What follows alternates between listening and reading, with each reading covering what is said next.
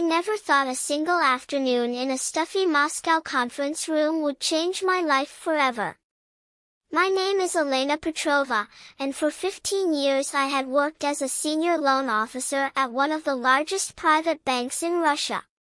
I believed in numbers, in contracts, in the cold logic of rubles and percentages.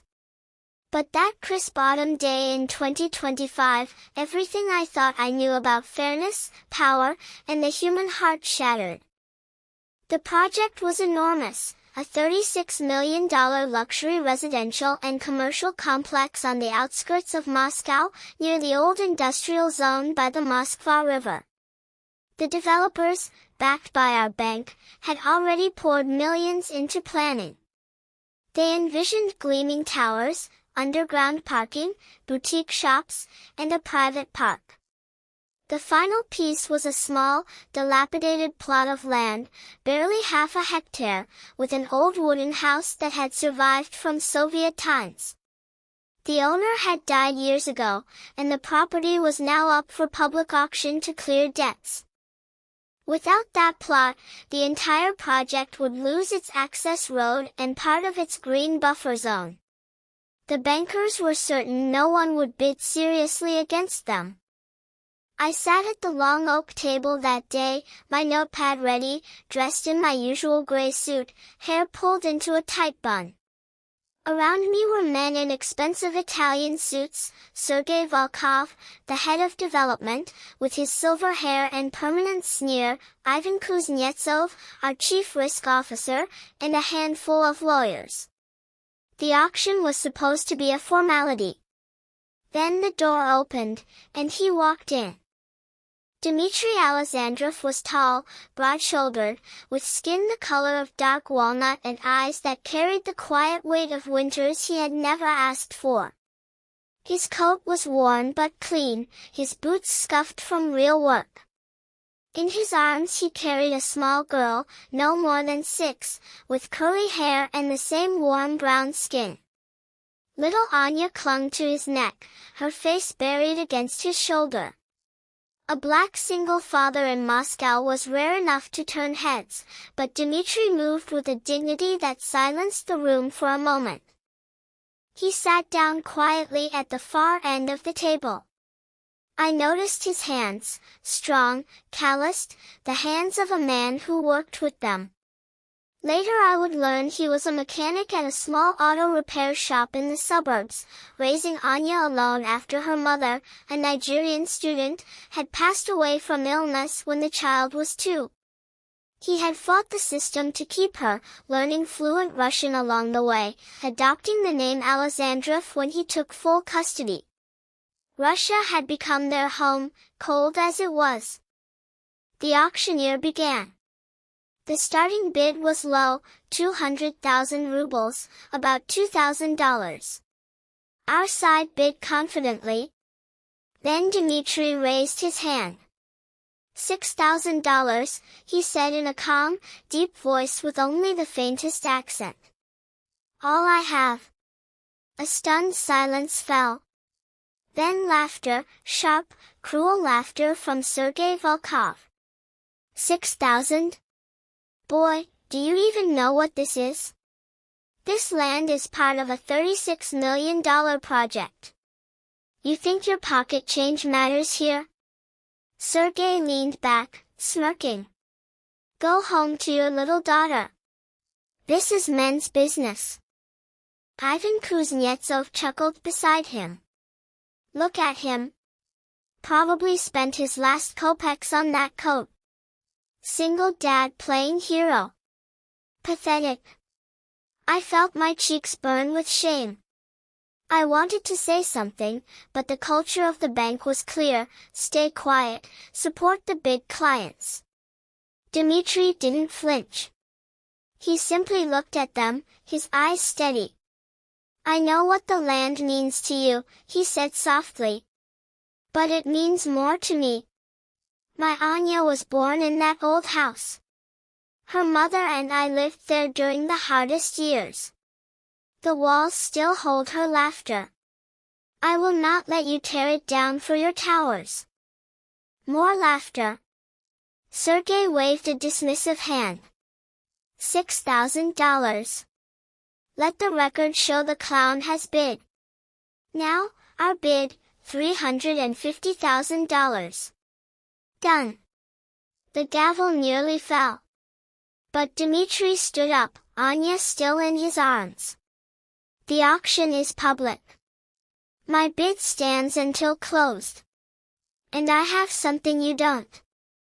He reached into his coat and placed a faded envelope on the table. Inside were old documents, yellowed papers from the 1980s.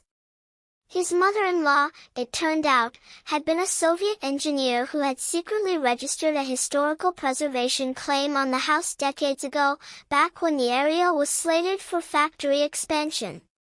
The claim had been forgotten in the chaos of the 90s, but it was never formally revoked. Dmitri had spent years and every spare ruble researching archives, talking to old clerks, piecing together the legal puzzle. The room erupted. Lawyers scrambled to examine the papers. Sergey's face turned purple. You think some dusty Soviet paper will stop us? We'll crush you in court. You have no money, no connections. You're nothing. Dmitri looked at his daughter. I may be nothing to you, but I am everything to her. I couldn't stay silent anymore. Something in his voice, in the way he held that little girl, cracked the ice around my heart. After the meeting, as the bankers stormed out making calls, I approached him in the hallway. Mr. Alexandrov, I said, my voice trembling. I'm sorry for what they said. I work here, but I didn't expect. He turned, and for the first time I saw the exhaustion in his eyes, mixed with a gentle warmth. Elena Petrovna, he read from my badge. You don't have to apologize for them. But thank you. Anya peeked at me and smiled shyly. Papa, she has kind eyes. That was the beginning. Over the next weeks, the battle consumed Moscow's quiet legal circles. The bank poured resources into challenging the historical claim. Articles appeared in minor papers painting Dmitri as a troublemaker, an outsider trying to derail progress. Sergey and Ivan made sure of that. But I started digging on my own time. I visited the old house, a creaky wooden izba with a small garden where wildflowers still bloomed despite the frost. Inside, faded photos showed a young Dmitri and his late wife, smiling in the snow, Anya as a baby wrapped in blankets. I began helping him. At first it was just advice on documents. Then it became late-night cups of tea in my small apartment in the Arbat district while Anya slept on the couch. Dmitri told me his story. He had come to Russia as a young man, drawn by stories of opportunity. He met Aisha at university, fell deeply in love. When she fell ill, he cared for her until the end, promising to raise their daughter in a country that often looked at them sideways. Winters were hard. Neighbors whispered. But the old house had been their sanctuary. I worked 12-hour shifts, he told me one evening, his voice low as snow fell outside my window. Fixing cars so she can have warm boots and books. The bankers see only my skin and my empty pockets. They don't see her future. Tears filled my eyes.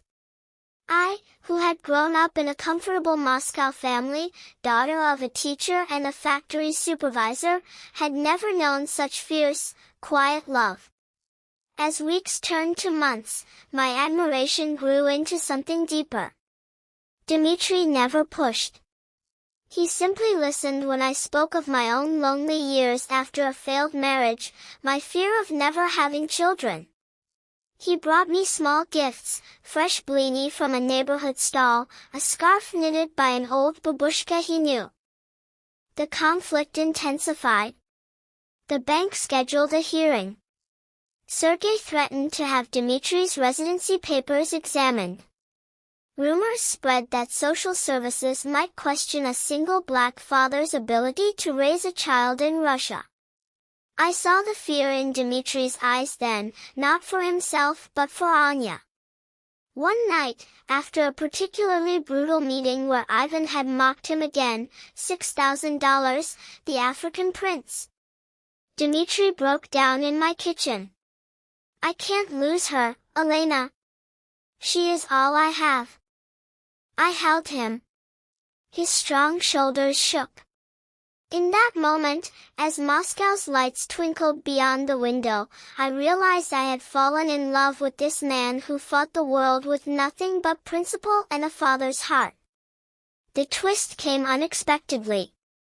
Through my connections at the bank, I discovered something the developers had hidden.